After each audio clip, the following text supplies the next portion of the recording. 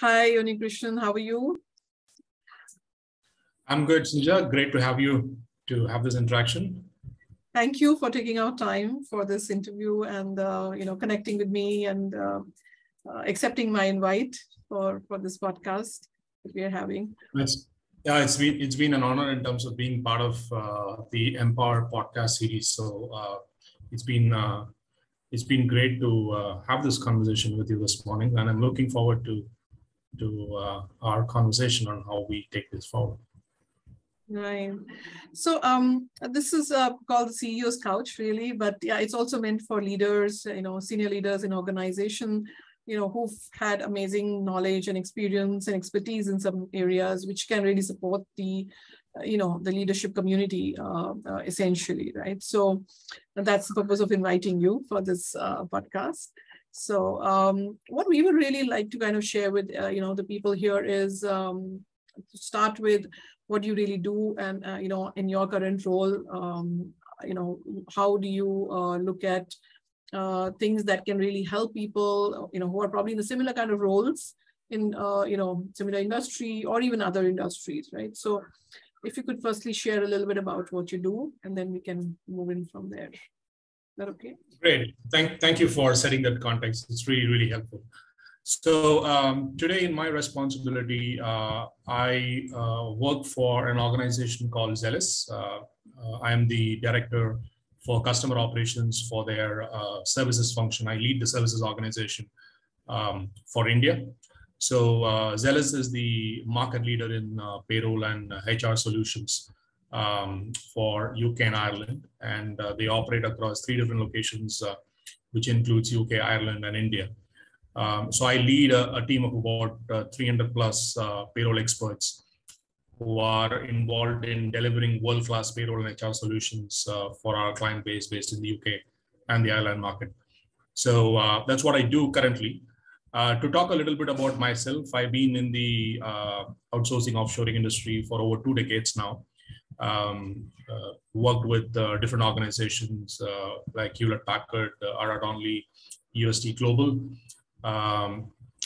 Prior to joining Zellis in the current role that I'm in, I was working with RRD over the last 12 years in the capacity of operations head, leading service delivery for multiple large teams spanning across India and Sri Lanka.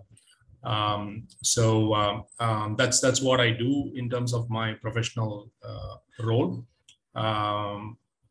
And I would be delighted in terms of sharing any further insights that you think would be of relevance to this conversations as well. Yeah, so I think that's, first of all, a very amazing portfolio and very, I would say, a very strong portfolio that you hold at the moment, and with huge responsibilities, I'm sure, right? And being into operations and, managing people, it's always never easy. It's always a challenge, and you're doing it globally. So that's really amazing what you're doing. So, I would like to kind of, ask you questions around this. So if there were people in operational roles like you, and were, in a situation where they're leading large teams, what are the best practices that really work for you as a leader? I think first and foremost is I think you will have operational plans, operational meetings, operational strategies in any organization for that matter. But what I strongly believe needs to be at the fulcrum of the thought process that any leader should have is having a purpose, right? Finding a purpose is something which is very, very extremely important. And this is something which I could kind of relate to, because I was on a self-reflection journey over the last few years. And what I found it very, very relatable was in terms of the word called purpose, because ultimately, unless and until you're able to kind of relate your purpose to what you do for any organization that you're going to be part of, or a list of clients that you may serve, or people that you may lead, your ability to convey your thought process, your ability to narrate your story ultimately it drills down to the purpose that you believe in.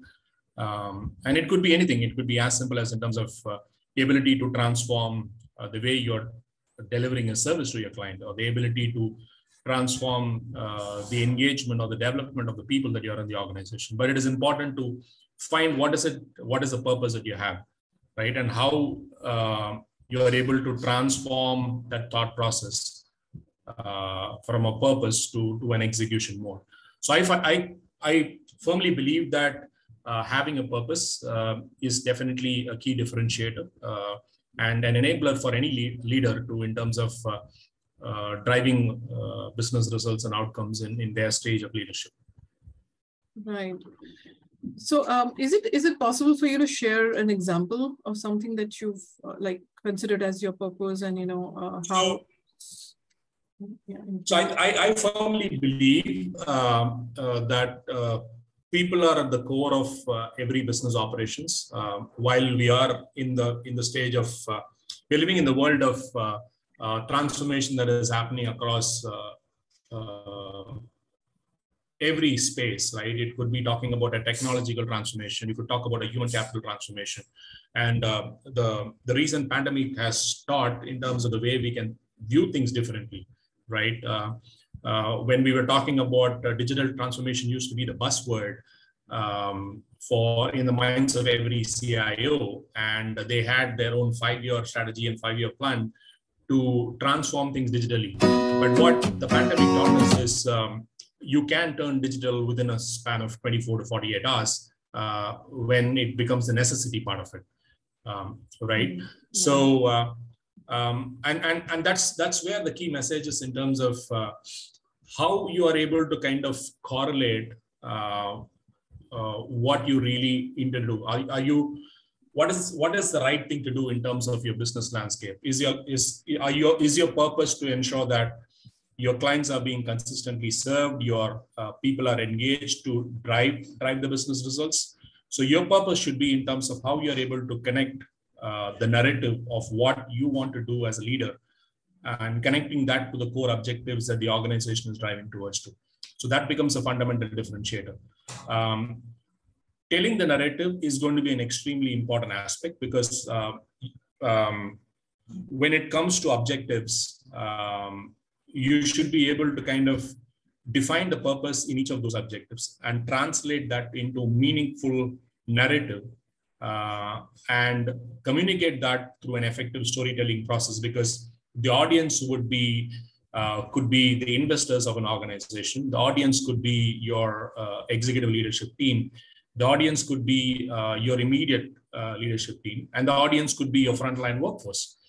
How are you going to translate the narrative? How are you going to translate the purpose so that you're helping them relate that each one of them are part of the ecosystem? Each one of them are key and critical to kind of having a very stable ecosystem in place to kind of either deliver an effective service or kind of successfully launch a product. And that becomes a key differentiator, in my opinion. Right, absolutely. I think this is such an important point that you brought in about the purpose and how is it translated to the stakeholders in an organization. So what, according to you, have been your learning that you would want to share with senior leaders that they could have as a watch out, or something that they could look forward to in their journey? I think one of the key things, I have had the privilege of recently going back to a campus and learning about strategic leadership, about corporate accountability, corporate sustainability, right? I really felt the need that if I would need to kind of talk the narrative, I would need to upskill myself. So I went on a learning journey for about a year with IIM in terms of understanding the nuances of each of these areas. And that has helped me translate and stay relevant in part of it. So curiosity is a fundamental differentiator. And as long as you are pursuing this journey of learning and unlearning, I think it would help in terms of transforming a lot of things in terms of the day-to-day aspect, be it in operations or be it in whatever you do. That would be something very, very of importance, in my opinion. Right. I think that's such an important thing because many times we reach a certain level and we feel that, this is it, we are very comfortable with where we've reached, and we stop growing really. We stop really moving forward.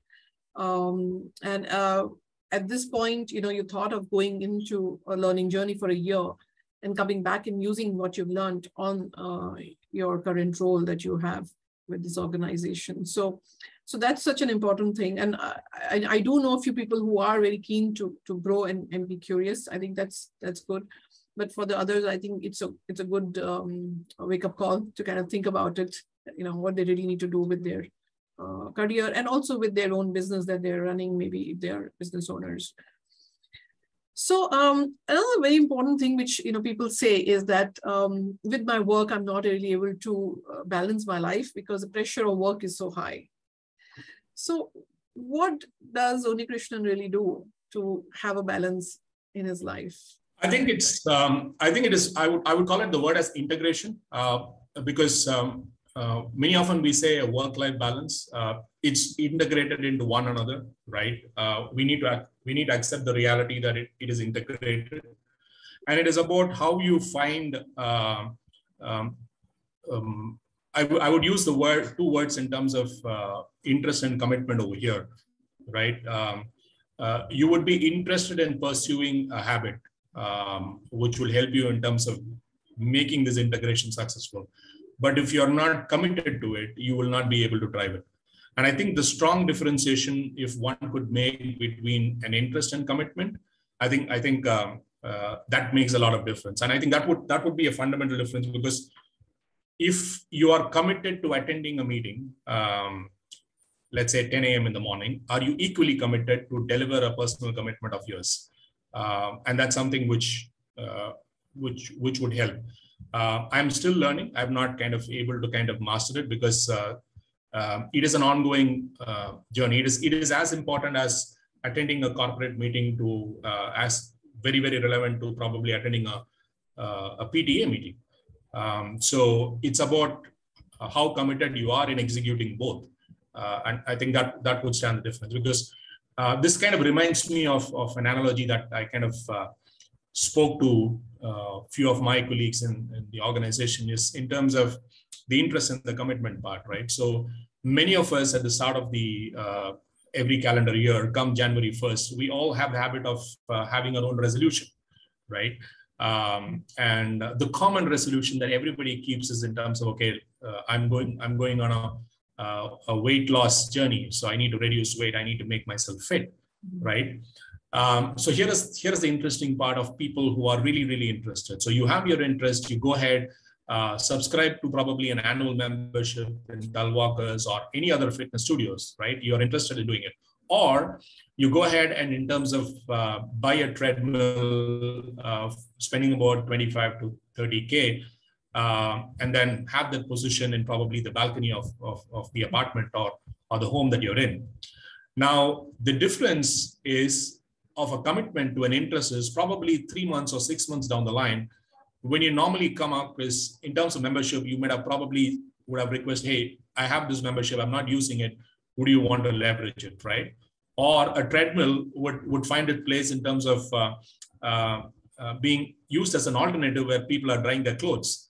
But when it comes to commitment, if you're really pursuing the journey of a weight loss, you would probably be, irrespective of whether it's rain or shine, you would be more committed in terms of doing it. And that's the level of commitment that I'm talking about when you are looking at an integration between a work-life perspective as well. You really need to be committed on both areas. It cannot be, it's quite easy it's the easiest thing for any individual to compromise when it comes to personal things. And that's where the disbalance or the imbalance also happens, when you tend to compromise more on your personal stuff because you have control on it.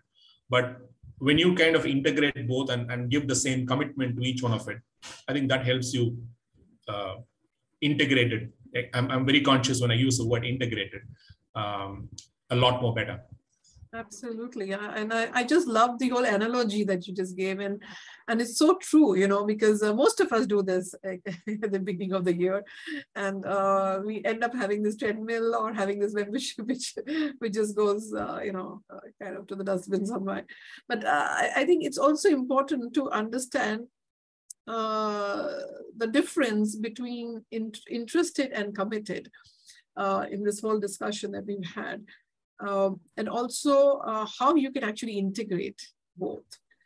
And that is the key to the success, a true success, if you were to say, and if you were to define success of a leader, would be true success in personal and professional life. And this is also an area which we coach on as an executive coach. Many of my clients really want me to support them in this same area wherein they're so stressed at work, they're not able to really they're putting in too many hours at work, and they're really not able to balance the time with like a PTA meeting, or with, spending time with the family, or, doing the things that they love to do, maybe, go biking, or do, their passions that they would love to pursue. And sometimes it reaches a threshold and it just breaks, and then, they just quit the organization. And it's actually not the real outcome, and it's not the right, approach as well, right? So one could do this integration, as what you said. It could be a success mantra, let's say, for also the organizations to maybe talk about this, or you kind of take this as an initiative with people, that if they could balance both and take it more seriously, that we need to focus on both, not just one. And it is important, Sunuja. It's glad that you brought that point. It is very, very important for people not to have the baggage of a title of, say, probably a head or a director or a vice president or a CEO, right? At the end of the day, once you leave your workplace, you're just another human. You have your own emotions, you have your feelings, you are a dad, you're a mom, you're a brother, you're a sister, you've got a lot of responsibility to deliver. And you need to stay human, which is very, very important in this entire spectrum of it, and that's what kind of touches lives, because you cannot kind of carry this baggage. You cannot show this wow factor, say, hey, I am so-and-so in this organization, because once you get back, you're just that individual that you're going back home. And it is about showing that human factor. Many times, people tend to wear masks from a corporate perspective. People tend to kind of be less adaptive to be demonstrating their vulnerability, because I have reached this pinnacle in my career that what if people will think, what will my colleagues think about me if I say I do not know certain things, right? All of this goes back to integrating my core thing, which I talked about the purpose part, right? Because if you think that you really need to kind of define your purpose, right? And you need to be being as a human first rather than what you are in the organization. And that becomes a key differentiator for you to kind of getting on people to your thought process, to believing in your thought process, and to kind of take the journey forward. Absolutely. And it just reminds me of my program, which is called Become the Leader Your Team Can Die For. And the core of the whole program is to become the best human being, right? So if you can become the best human being, you can become the best leader, and that's the premise with which we work with people, right, with leaders on. And it's so like synonymous to what you just said. If you can just become the best human being first, and be human first. In fact, I mean, becoming best is secondary, but just be human in every aspect. And I think as leaders, it's a huge responsibility on us as well, to ensure that we set the path in that direction so that people can follow. Right? So it's very, very important, because if you are preaching something, the first thing is, are you practicing it first? If you're not practicing it first, please do not preach it, because it could be, this could be as simple as if you have kids at home, if you're expecting them to demonstrate a certain behavior, are you doing it first? And I have been asked the same questions by my son many times, saying, are you doing it, right? And it kind of makes you get a self-reflection in terms of saying, that's a very, very valid point. Because if I am not demonstrating what I'm supposed to demonstrate, I really cannot teach people saying, okay, this is what you need to demonstrate. So it definitely starts with in terms of exhibiting those behavior that you are expecting from others. Absolutely. yeah, your teams are a mirror of who you are as a leader. You know, many times we kind of don't want to admit it, but it's a fact. You know? It is. It is. Yeah. So this is amazing, and thank you so much for your time and you know being here, sharing such amazing insights, and also being from the operations background. It's like an area I have been in as well, kind of involved in as well, and I can completely relate to your emotions and your understanding of this whole aspect of leading people and how it should be really done with great purpose, right value systems. Right leadership, right, putting your first foot forward in the right way, and so people can follow you. So thank you so much for your time and being on this platform with us. I'm sure a lot of leaders will learn great stuff from you in this session. And if you can maybe also share with me any 3 things that you feel are really valuable for you, something that you would take with you to a deserted island with you, what would those 3 things be? So interesting question.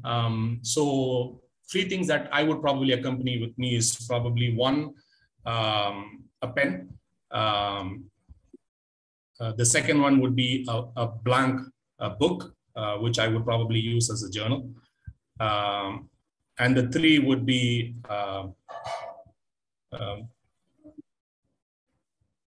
probably an empty bottle, right? And I will tell you the reasons as to why these 3 are the things that I would probably carry on a deserted island. Number 1 is, it is always good to self-reflect on yourself. So when you kind of jot down things, it comes to say, okay, the journey that you've perceived. So a pen and an empty book would really come in handy at that point of time. Sure. The empty bottle will always keep reminding you that, you need to be always empty from your thought process perspective, because that will give you an opportunity to learn more things. Because if you are, even if it is a half-filled mind, right, your ability to accept any new things would kind of go like, so that empty bottle would always remind me saying that, what, I'm still an empty bottle that I need to keep learning as I progress. I think one of the things which I would like to share with the larger audience is going back to what I started off with in terms of my purpose. So here is, if I may say it from a closing comment perspective, I would definitely say, define your purpose, pursue it with passion, and you will definitely create a legacy for yourself. Yeah. Amazing. Thank you. Thank you for a closing statement. I think that just summarizes everything that we've discussed so far. So thank you very much for being here, Unnikrishnan, and really helping us and also helping the community of leaders. Wishing you all the very best in your future roles and in your current role as well that you have. And, I'm sure people will learn loads from this conversation. Thank you so much, Sunuja. It was really a pleasure and honor to be part of this podcast. And I'm sure Empower will be able to kind of drive many more sessions and develop an ecosystem where the community of sharing enlightens a lot of people in the information age that we're living. So thank you so much for having me here. Absolutely. Welcome.